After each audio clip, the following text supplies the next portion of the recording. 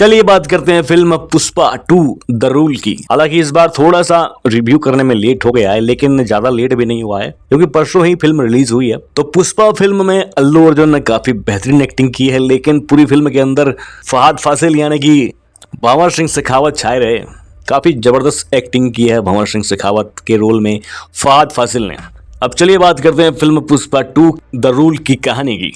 दरअसल फिल्म के स्टार्टिंग में ही अल्लू अर्जुन अपने कंटेनर के साथ अपने लाल चंदन के साथ पकड़े जाते हैं या फिर खुद पकड़वाए जाते हैं। स्टार्टिंग में ही हमें ये देखने को मिलता है कि पुष्पा जापान में पैसा वसूल करने गए हैं क्योंकि वो अपने धंधे का 2% भी नहीं छोड़ते।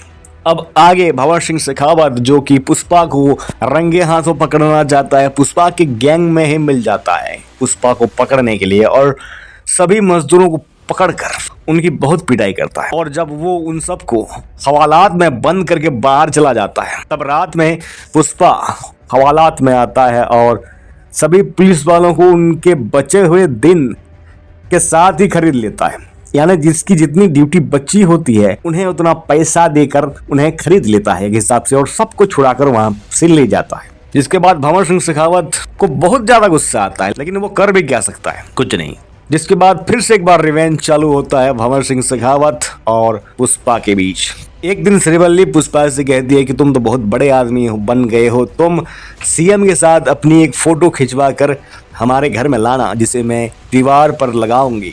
और पुष्पा इस बात को काफी सीरियसली ले लेता है और जब वो सीएम से मिलने जाता है तो फोटो खिंचवाने की बात करता है, जहां पर सीएम पुष्पा की बेइज्जती कर देता है। जिसके बाद पुष्पा सीएम को ही बदलने की बात करता है और वो सिद्धप्पा को सीएम बनाने की बात करता है, जिस पर सिद्धप्पा हंसता है कि मैं सीएम कैसे बन सकता हूँ, इसके लिए कम से कम 100 करोड़ चाहिए। तब पुष्पा कहता है कि 100 करोड़ नहीं, पूरे 500 करोड़ दूंगा, लेकिन सीएम तो तुम्हें ही बनना पड़ेगा। जिसके बाद पुष्पा एक बहुत बड़ी डील करता है क्योंकि वो सिंडिकेट का मैन होता है यानी कि प्रेसिडेंट होता है।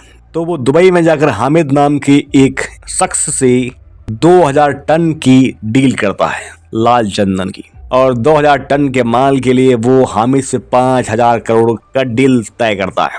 भंवर सिंह शेखावत जो कि पुष्पा और उसके आदमियों के पीछे पड़ा हुआ होता है, वो तो इसी फिराक में रहता है कि किस तरह से पुष्पा को पकड़ूं, क्योंकि वो अपनी बेइज्जती का बदला लेना चाहता है। जब भंवर सिंह शेखावत को इस बात का पता चलता है कि पुष्पा 2000 टन माल का सप्लाई करने वाला है, तो वो सिंडिकेट के एक आदमी को मार देता है और सिद्धप्पा से कहता है कि पुष्पा मुझे सॉरी बोलेगा तब मैं उसके सिंडिकेट के लोगों को, उसके आदमियों को छोड़ दूंगा। जिसके बाद पुष्पा मजबूरी में भंवर सिंह शेखावत से माफी तो मांग लेता है, लेकिन उसके बाद फिर हो जाता है खेला।